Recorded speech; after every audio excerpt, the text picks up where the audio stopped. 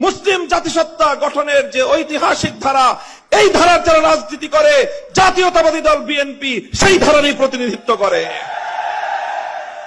বেগম জিয়া আমাদেরকে বলেছেন অনেক সময় যে, দেখেন হুজুর, আমরা ইসলাম প্রতিষ্ঠার রাজনীতি আমরা করি না, তবে আমাদের পরিষ্কার অবস্থান হলো এই যে আপনারা যদি ইসলাম প্রতিষ্ঠা করবার জন্য দেশে রাজনৈতিকভাবে সামনে অগ্রসর হয়ে যেতে পারেন, আমাদের বিএনপির পক্ষ থেকে সহযোগিতা পাবেন, বিরোধিতা পাবেন না।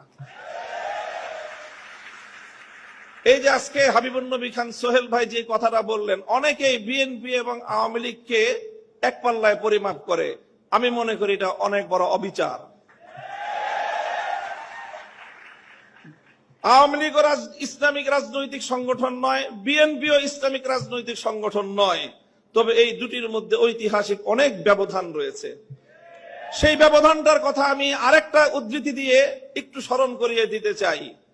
বাংলাদেশ জাতীয়তাবাদী দলের একজন মরহুম নেতা, সাবেক মন্ত্রী চৌধুরী কামাল ইবনে ইউসুফ, আপনাদের অনেকের নাম মনে থাকার কথা, তার একটা উদ্ধৃতি, তিনি একদিন এক প্রসঙ্গে বলেছিলেন, একটা কথা বলতে গিয়ে বিএনপির প্রতি তার নিজের যে অধিকার, সেই অধিকার সাব্যস্ত করতে গিয়ে বলেছিলেন যে, বেটা, আমি 200 বছর ধরে বিএনপি করি। কি বলেছেন? 200 বছর ধরে আমরা বিএনপি করি। আপনাদের অনেকের মনে প্রশ্ন জাগতে পারে, বিএনপি তো প্রতিষ্ঠিতই হলো স্বাধীনতার বেশ পরে, শহীদ জিয়াউর রহমানের হাত ধরে, আর চৌধুরী কামাল ইবনে ইউসুফের বয়স কত? 60-70 বছর। তো বিএনপিও তো 50 বছর আগে জন্ম নেয় নাই, চৌধুরী কামাল ইবনে ইউসুফের বয়সও 50 বছর নয়। তো ওই বেটা কিভাবে 200 বছর ধরে বিএনপি করে? আপনাকে বিএনপির ঐতিহাসিক রাজনৈতিক ধারাটাকে আপনাদের অবশ্যই ধারণ করতে হবে। চৌধুরী কামাল ইবনে ইউসুফের এই বক্তব্যের মূল কথা ছিল এই, যদি আমরা আমাদের এই জনপদের অতীত রাজনীতির ইতিহাস পর্যালোচনা করি, তাহলে সবসময় আমরা এদেশে দুটি ধারা লক্ষ্য করতে পাই। সেই অবিভক্ত ব্রিটিশ আমল থেকে যখন ঢাকা বিশ্ববিদ্যালয় প্রতিষ্ঠার ঘোষণা এসেছিল, যখন ঢাকাকে কেন্দ্র করে পূর্ববঙ্গের উত্থানের ঘোষণা এসেছিল, যখন মুসলিম জাতিসত্তা প্রতিষ্ঠার ঘোষণা এসেছিল, তখন এই বঙ্গ অঞ্চল থেকে কিছু মানুষ তারা ঢাকা বিশ্ববিদ্যালয় প্রতিষ্ঠার বিরোধিতা করেছিল।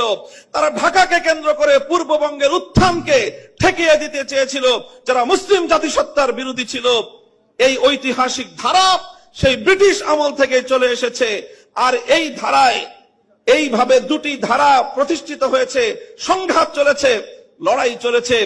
একটি ধারা ছিল পূর্ববঙ্গ কেন্দ্রিক এই বাংলাদেশী জাতীয়তাবাদ তথা মুসলিম জাতীয়তাবাদের, মুসলিম জাতিসত্তা গঠনের যে ঐতিহাসিক ধারা, এই ধারার যারা রাজনীতি করে, জাতীয়তাবাদী দল বিএনপি সেই ধারারই প্রতিনিধিত্ব করে।